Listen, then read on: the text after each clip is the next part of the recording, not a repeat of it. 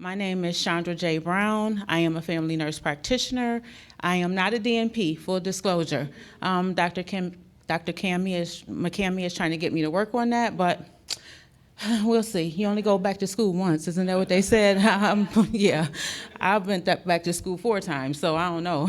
But anyway, I work for the VA in Buffalo, New York, and I am the sole provider for a subacute rehab floor. I do have a mentoring physician, but the buck stops with me, and I am the only one of me in my facility. So, I don't know what else to tell you other than that's my daughter, and I'm an author. I wrote a book, The Black Professional's Guide, How to Navigate White Privilege in the Workplace, and that's how I connected with Danielle. And she actually read my book, thought it was excellent, and wanted me to come and have a talk with you guys. So that being said, so you're not a bully, but are you anti-bullying? So that title is kind of misleading because what does it mean to be an anti-bully? It means that you're going to call out a few things, but it also means you have to have accountability. So I want to just let you guys know that I use a lot of pop culture colloquialisms, and this is going to be a book giveaway. So pay attention, listen, and I feel so sorry for those online because you won't have the opportunity to participate, but we'll get into that in a minute. So I don't know about anyone else, but as a child, as a teenager, and as a professional, I have experienced bullying. My childhood bully was Raquel Tyson, otherwise known as Rocky, and you cannot make this up. She used to run me home from school every single day until my mother locked the door and told me, you're gonna fight out there or you're gonna fight in here. And I am the oldest of 5, and I have 4 brothers. And though there was no fighting in her house, I knew exactly I knew where she was going with that.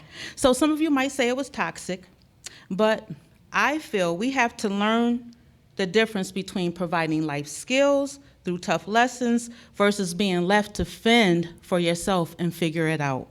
And I figured it out real quick that I was going to have to learn how to defend myself. And defend myself I did, because that day I kicked Rocky's butt and we became very good friends. Now, what did it teach me? It taught me how to stand my ground. It taught me self-actualization. Even when I have been subjected to bullying at work, I knew then how to stand my ground.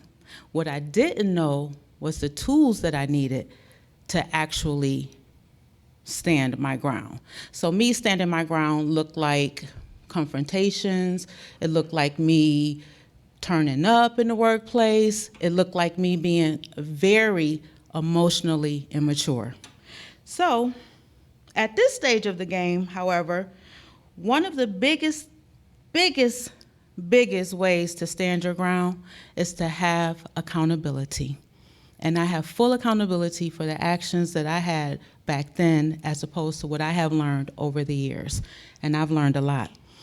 So at this level of professionalism, one would expect that there would be a developed sense of emotional intelligence as well as professional standards that would govern people's behaviors in the workplace. A bully in the workplace. How does this even happen? We all know neighborhood bullies. We've seen Friday, hopefully. We know Debo. We know Mean Girls. We know the Lindsay Lohans, the cliques. But in the workplace, you might have some of those characters right in the cubicle next to you, and you don't expect it. And when it happens, you may have your Ashton Kutcher moment. Am I really being punked right now? Is this really happening? And if you have to ask yourself if it's really happening, then you know that it is. So, what do you do? What do you do if it's happening to you? But not only that, what do you do if it's happening to someone else? You still may have those moments of disbelief, but what culpability do you have to intervene? And that's the anti-bullying. Or do you have any? With buzz phrases like, if you see something, say something, or silence is violence, does these treacherous acts become a your problem and it's a not my problem? According to Monster.com, 65% of targeted people lost their job by either leaving voluntarily, quitting when they couldn't just take it anymore, or actually getting fired. And plot twist, I am one of those 65%. I actually left my job because of bullying twice. And not only was I being bullied, but I was anti-bullying. So I saw a coworker of mine who was being bullied, and what did I do? I had my Kevin Costner moment. I was the bodyguard. I was like, oh, I can't see this happening. What am I gonna do? How am I gonna help her? And what did bullying look like? We had a team lead who was an LPN, and she was a woman of color, and she was very, very resentful of my RN, and she was very intimidated by our medical assistant. But because she was put in that position, basically to do the bidding of our office manager, she was able to manipulate and control our narrative. And when you don't have control of your own narrative, that's when you open yourself up to bullying. So how do you control your narrative? How do you control your narrative when you know that if the optics are snowy, then the outcome may not be in your favor? How do you control your narrative? Well, first of all, you have to know your employee handbook. You have to know your resources. And a lot of times we don't know our employee handbook. We'll go to orientation, we'll get that link, and that link will just sit there unaccessed until we need it. And sometimes that's too late. Or we'll get that big manual, and that manual will sit in the back seat of our car until we take it to get it vacuumed out, or to sit on our dining room table, and it'll be a cup holder. We have got to know our employee handbook, and we have got to know our resources. So what was going on? Let me tell you. It would be bullying through belittling, undermining, and also forcing unattainable tasks upon a person who is a protected member of society, because our medical assistant had a disability. I didn't know what EEOC was at that time. I didn't know in 2007, when all of this was going on, what tools and what resources I had, not only to protect myself, but to protect my coworker. So, being a victim of bullying as well as witnessing it has caused me to leave jobs, as I stated. Nurses eat their young. I've heard this my entire life because my mother is a retired nurse. I absolutely detest this phrase and those actions. And I have the confidence to fight my battles. I absolutely do. But I also have to have not only the emotional intelligence, but the corporate know-how. At that time, when I was being bullied in the workplace, I didn't have the corporate savvy that I needed to navigate the nonsense. And just because I handled a bully named Rocky in the neighborhood, that doesn't mean that I was equipped to handle one in my workplace, especially when your Goliath is not only a coworker, but management as well. But you don't write a book without learning from your mistakes and gaffes. And at that time, though I didn't have the corporate tools, most importantly, I didn't have the support. Maybe at that time I also didn't have the emotional intelligence because I was naive, but I was intuitive enough to know that I wasn't going to be given the benefit of the doubt. Though I knew I was none of the things that was being portrayed, my office manager at that time had the upper hand, so much so that she even went so far as to write me up for not showing sympathy to my coworker. What does this mean? Is this even in the employee handbook? How do you quantify sympathy? Isn't that subjective? And these were the questions that I was asking her.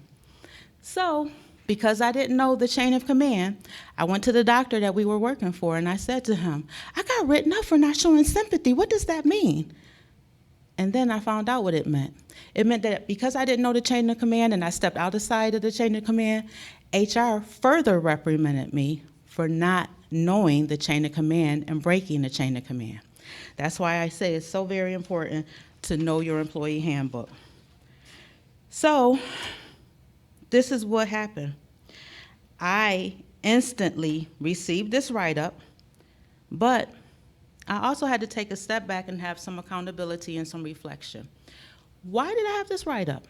Because I didn't document the incidents. I didn't document the infractions. So if location is the number one rule to real estate, what is the number one rule to healthcare? Document, document, document. Time, place, incident, and witnesses. And don't expect those witnesses to have your back by any means, because we know that's a crapshoot. But what you do is start to build a case. You start to build protection, and you cover yourself by any means necessary. Now, how do you handle a bully in the workplace? Well, research says that one thing you have to do is confront them.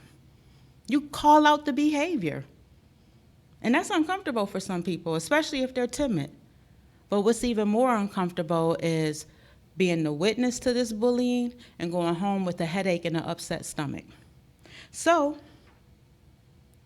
it wasn't until I saw what was going on with my coworker that I knew that at this point in time, it was time for us to go. We had to leave. Now, I could have stayed, I could have fought it out, but it was time for us to go because we didn't have the documentation to back us up. But it taught us both a valuable lesson. Document, document, document. Now, what does confrontation look like? It doesn't look like me and Rocky in the middle of the street. What it looks like is you and that person in a private space having a conversation. I don't think you've noticed this, but you do X, Y, and Z to me. I don't think you realize this, but this is what's happening to me, and it's coming from you. Now, sometimes the person may not even be aware that this is going on because they've been allowed to go rogue for so long that it's in their behavior, it's imprinted. But what happens when it doesn't stop? Then you follow the chain of command. Now, be careful, because my chain of command was orchestrating my bullying. But you got to start a paper trail. You got to start somewhere. Most important thing you have to start is not being afraid, because we live paycheck to paycheck, and some of us need that paycheck, especially if you're a one-income household and you can't afford to lose that job. But my grandmother always told me, stand for something or fall for anything. So even though at that particular time, I was a one-income household, I had to leave. I was going home with those headaches. I was going home with my stomach in knots. And my stomach would churn every time I had to go to work. Every single time I would get to work, and I would be so uncomfortable and so afraid of making a mistake that it just tore me up inside. So, like I said, eventually we did leave. I knew at the end of the day, as an RN, I could find another job easily, and I knew that the medical assistant that I worked with, she had a son with special needs. She had special needs, so I made it my business to help her land somewhere where I knew she would be appreciated. And fortunately for her, it was with a physician that looked like us. So anyway, anti-bullying, bullying. Let me tell you, part of the accountability and taking ownership to be anti-bullying, as I said, is to know yourself. Be self-actualized. Because part of what we don't like to do is we don't like to, number one, ask for questions because we don't want to seem as if we don't know. Number two, and this is not our fault, we sometimes don't have mentors that look like us in the workplace that we can actually reach out to and ask those tough questions. We don't have people who see us in them. So we're literally on an island. So anti-bullying, that self-actualization, that accountability, that means not having imposter syndrome. That means that if you have arrived here, you belong here because you did the work. And nobody can take that from you. No one. So in this profession, there's no room to lie, deflect, or just to keep it real, be shady. A person of color has no room for mistakes. And the best way to be anti-bullying and not opening yourself up to further confrontations, issues, is to own your mistakes. That's how you self-actualize. You own that mistake and you move on from it. When you lie, when you deflect, and when you are just basically shady, What happens? You're giving them room, you're giving them ammunition, and they're gonna gossip, they're gonna talk about you behind your back. And at that point in time, my grandmother also said, there are no victims, there are volunteers. And you volunteered yourself for that. So we have to be careful about how we proceed in the workplace.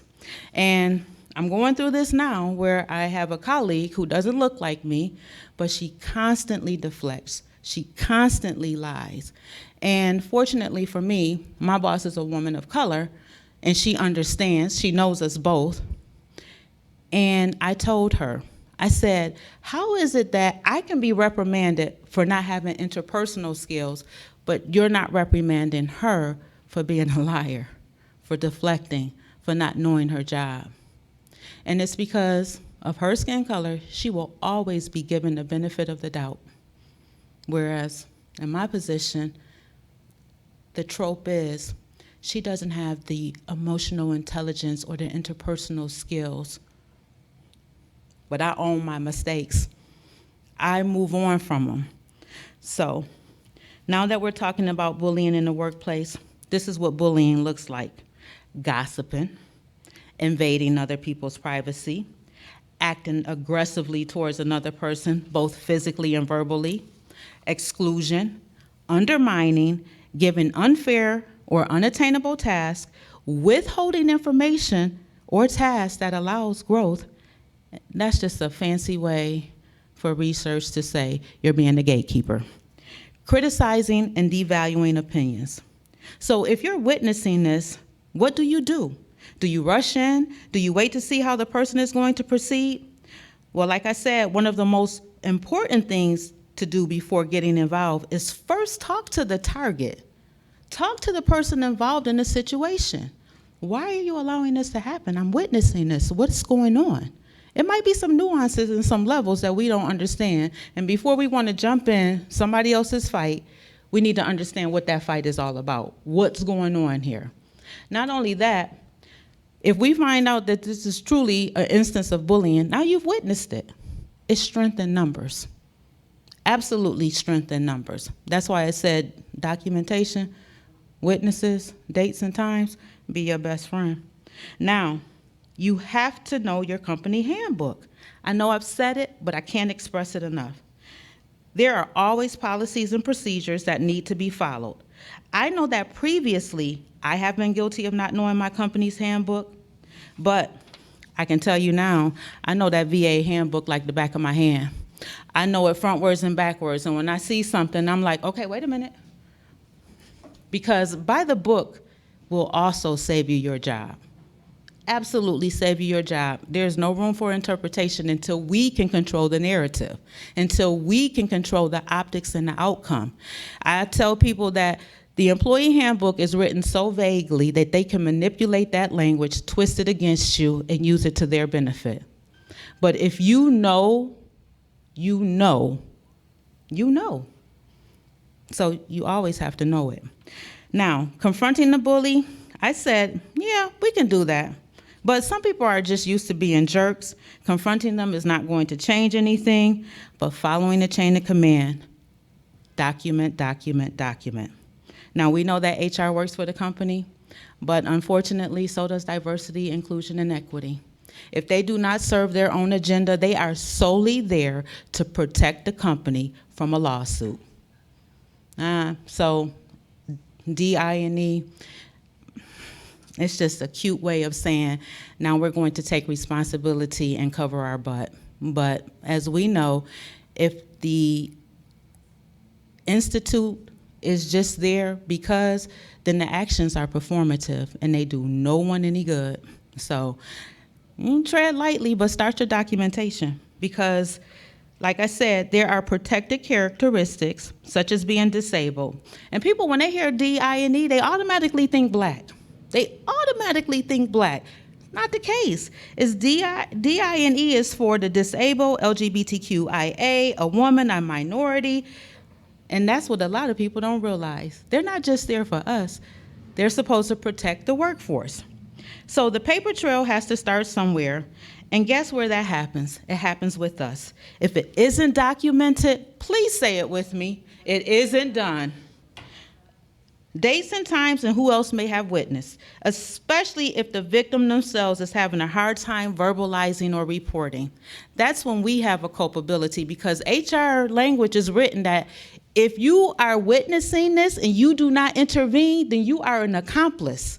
So the strength in numbers is where we come together like this.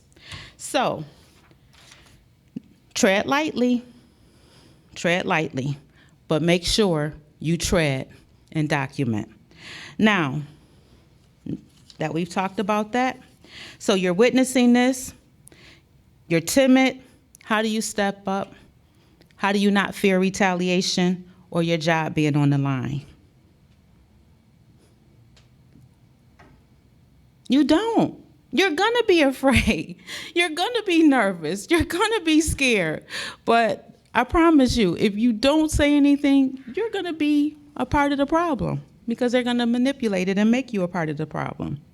So, make no mistake, bullying in fact creates a hostile work environment. And remember, they're putting you on a defense now because you've witnessed it. Best defense is a good offense, and that's that documentation. Now, when we are at this level of our career, we know that nursing is always based upon mentoring and preceptorship. So I don't have that where I am. I've been in my role, in this particular role, for 3 years. I have no mentor, I have no preceptorship. So how do I navigate? What do I do to protect myself? Where's my safe space? It's not DINE. It's definitely not HR. It's me knowing my stuff. It's self-instruction. It's me making sure I have a mentor outside of that building that I can go to and say, hey, let me run this past you. It's me building relationships outside of my job to keep my job, because I actually like it. I may not necessarily always like it, but I actually like it.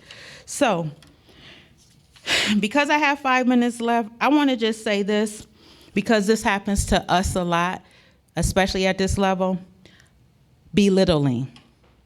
I would say the first year in a role of a professional of any kind will feel some trepidation or imposter syndrome. There always will be self-instruction, self-evaluation, but self-awareness of your limitations is going to protect you. If you don't know, ask. That leaves no room for pretending and no room for backtalk. If you don't feel like you can ask, research on your own. But pretending to be informed will make you a potential target for more derision and condescension. Also, reach out to colleagues and mentors with all the apps and resource materials that are minute fingertip resources away to keep you informed and, no pun intended, up to date, because up to date is my friend. However, what isn't acceptable when you ask these questions is being made to feel inferior, less than, when you do ask. That's when you call it out directly. I'm sorry, where I came from, the only question that was dumb was the one unasked. So is my question dumb, or can I get some clarity? Direct communication. Now, undermining is another big pet peeve of mine. And it's okay to override a decision without a rationale or belittling one for their decision in front of their peers or even patients. It's okay to have a decision override. It absolutely is. There should always be a rationale, a reason, and not delivered with condescension. If this happens, what is the communication? What is the resolution? I just gave y'all the answer. It's communication. I understand that this decision had to be made, but I'm going to take this opportunity as a teachable moment, as opposed to a moment of condescension. So what's the lesson in this? It's always best to have that direct communication. So we know, and I'm gonna wrap this up, we know how to confront, we know how to protect, but what about the retaliation? EEOC says that There is no retaliation when you are the whistleblower or the snitch. That's why that documentation is very important, and that's why people need to know that they can report outside of their institute. For me, it's always the OIG, and I have the OIG on speed dial on my phone because when I see something, I say something because I love my license. And at the point none of these things work and you have exhausted your commitment to justice, then it's time to move on. Because if HR doesn't intervene and you've basically documented a discrimination, a hostile work environment, lawsuit. And they don't care, and they deserve to get sued. And one of my favorite movies is Matilda, and some of you may not be familiar with it, but I love the part when Danny DeVito is telling Matilda, I'm big and you're small. And basically, he's bullying his daughter, but she turns the tables on him. And karmic law is sometimes the best law. And when karmic law doesn't work, a lawyer in the EEOC will be your lavender and Miss Honey. And thank you. Thank you so much.